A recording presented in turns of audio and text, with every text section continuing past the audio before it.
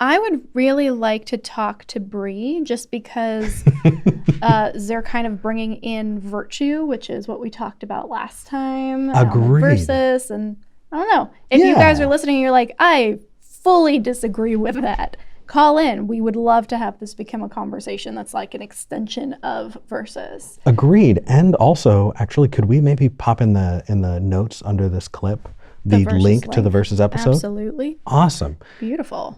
Bree, you're live with Eric and V. Hello. Hello. Thank you for calling in. So it says in the notes you want to talk about that virtues are qualities seen as valuable within a culture.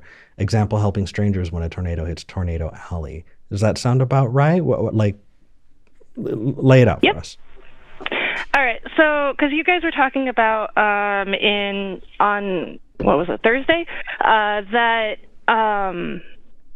you were talking about how virtues relate to individuals and how virtues relate to society, and I was kind of sitting there thinking that when people talk about virtues, they're talking about qualities which their society or their religion or their subculture sees as valuable and worth seeking after. Well, let me think about that, because I know that in the church that I went to, my virtues and the things that I felt would make me a virtuous person were definitely different from a lot of the people at my church, even when it related to religious things. So I'm not sure that I would agree with that. Like, praying in private thing. There are a number of people who find that virtuous versus those who say, I'm not afraid of these whoever's who are going to kick me out of a restaurant for praying loudly and being annoying or proselytizing. Yeah. I mean, both of those people would find their actions virtuous, even in the same realm. I think, well, there's also the fact that humans are contradictory by nature, and a lot of times when it comes to virtues, part of it is a desire to be seen as virtuous. So even though they may say that praying in private and you shouldn't be like super public and obnoxious about it is virtuous, at the same time they want to be seen as virtuous, and you can't really be seen praying privately. Exactly. And I think you hit on a key thing there, which is the being seen as part of it. I don't know if virtue would exist in a society of one. So if you were on a desert island and nobody else was around, I don't know if virtue would be a concept, because I think it is kind of tied into this idea of performance and being seen. I agree, but I also disagree, because I think that... Wow, both and see? Contradictory by nature. Well, no, really. I mean, that's an interesting thought experiment, because the way I think about virtue, I perform it for myself. I want to view myself as a virtuous person. And so I feel like virtue would still exist if I was alone on an island, but it would just be in a more pure, more honest form. I perform these things for me, hoping that other people have the same virtues, but I would still, maybe I would have different virtues, but the idea of virtue would remain. I don't know. I disagree. How would you differentiate? Like, I guess my question is, I feel like Bree is saying that virtue is tied so deeply within like the cultural construct we grow up in, whether or not it fits directly within the community we find ourselves in at that moment, that I would have a very difficult time identifying what is a virtue versus what is a vice if I didn't have other people to bounce that off of. Like, I would just be like, well, I just kind of am. Like, the concept of sorting them into these good buckets and bad buckets, I don't think would happen. Well, so here's an example, right? You're on an island and you find that eating, meat from non-fish is not virtuous. You would find virtue in only eating fish and plants. Okay. And so if you were to, fish and gather and all of that and able to subsist off of that instead of eating, wild boar or whatever else might be on the island, I'd imagine viewing myself as being virtuous. And if I was not able to fish and gather to the point that I could feed myself, and I had to eat a boar, I would feel bad, like I digressed, and that action would not be virtuous. Interesting. I could absolutely see that happening. Bree, what are your thoughts? I think that idea is kind of more tied into a sort of, like, me personally, if I were on a deserted island and in that situation, I wouldn't have any issue with eating a boar. It would be difficult because boars are dangerous animals, especially when you're hunting them by yourself. But, I wouldn't have an issue with that, as opposed to, say, if an Orthodox Jew were to find themselves in that same situation, because they have a religious prohibition against eating pork. Mm-hmm. So for them, it's a much different situation. And but you know what I mean? Well, but that's just kind of nitpicking which virtues. The idea of virtue would remain the same. Maybe a virtue for you could be conservation. Maybe it could be leaving the least impact or making the most impact so that people could see you from, a plane.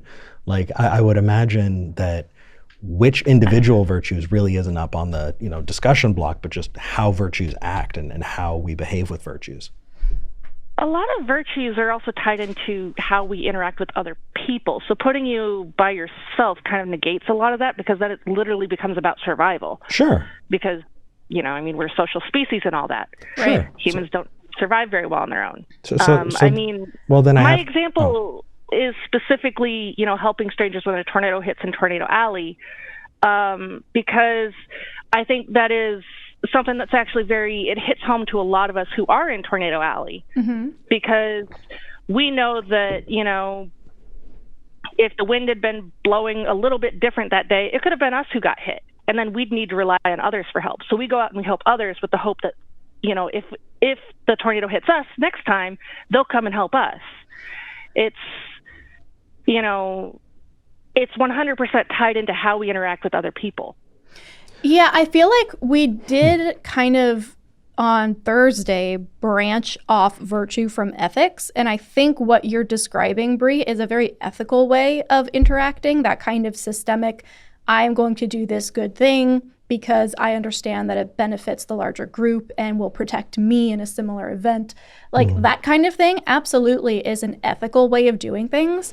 But I feel like virtue is kind of apart from that, or it should be rather, in my opinion, because virtue feels very inward focused, what makes me feel like a good person versus what makes other people happier or less likely to be harmed. For example, that ridiculous video that's going around Twitter right now of the choir of Christian kids that are just up in the aisles singing, masks off, just like praising Jesus on this plane in front of a captive audience. Oh, with the guitar? I've seen that. Yeah. And that to them... I just know they're spreading COVID, but yeah. I know, exactly. It's like, but they feel like good people, right? That is a virtuous thing to do for them. Is it an ethical thing? No. And so that's kind of why I like to pull those apart, because I would call that person virtuous by their own definition, sure, but they're not being ethical.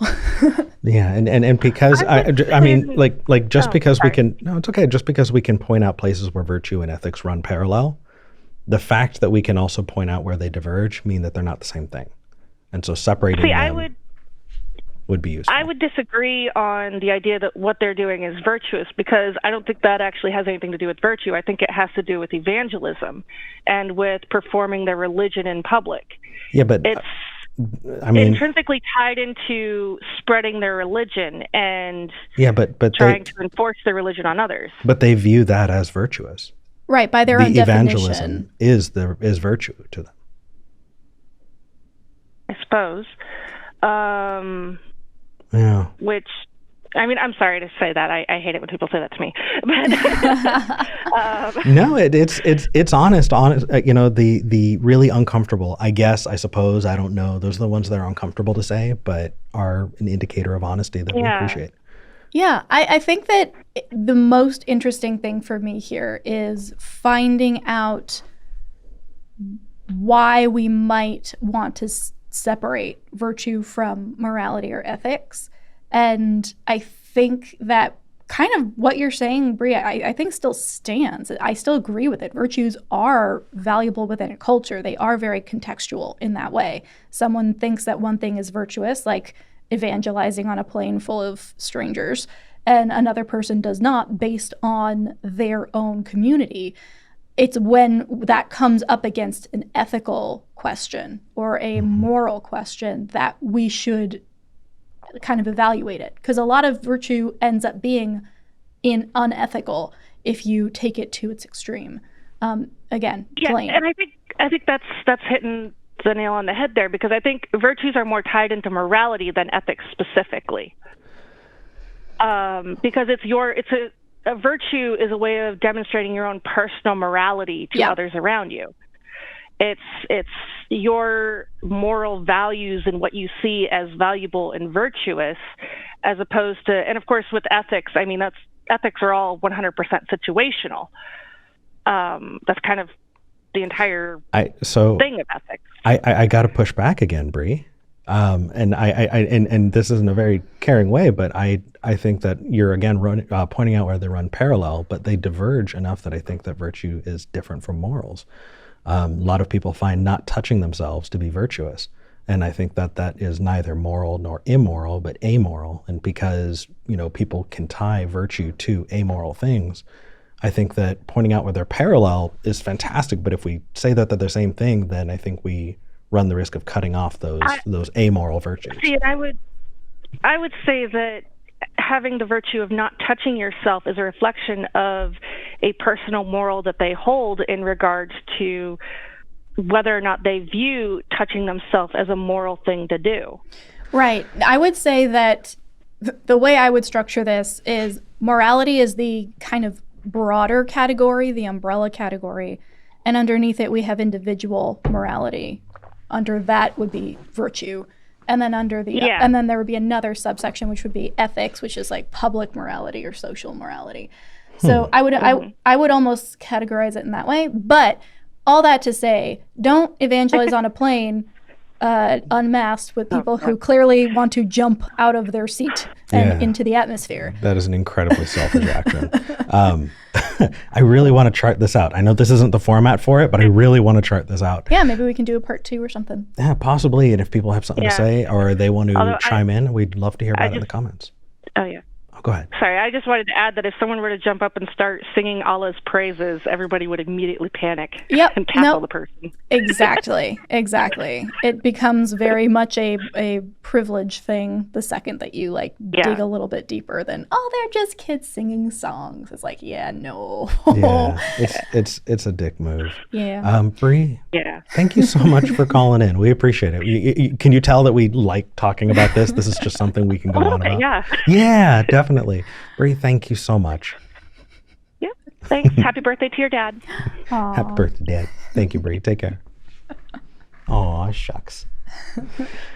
Oh, yeah. I really, every time we bring up the topic, I just have so much. And people might say, wow, Eric, what an ass. You keep pushing back. It's like, no, I push back like this on myself, too. This is how I explore these things. Oh, yeah. So it's the idea that difficult conversations are by definition bad conversations is not helpful to anything. No. If you're going to disagree with somebody and you both feel safe disagreeing with each other, that actually means you have a really awesome bedrock for a conversation. Oh, when we get heated, we get really, really into it, but there's never a point in time where I actually think you're mad at me. There you go. Yeah.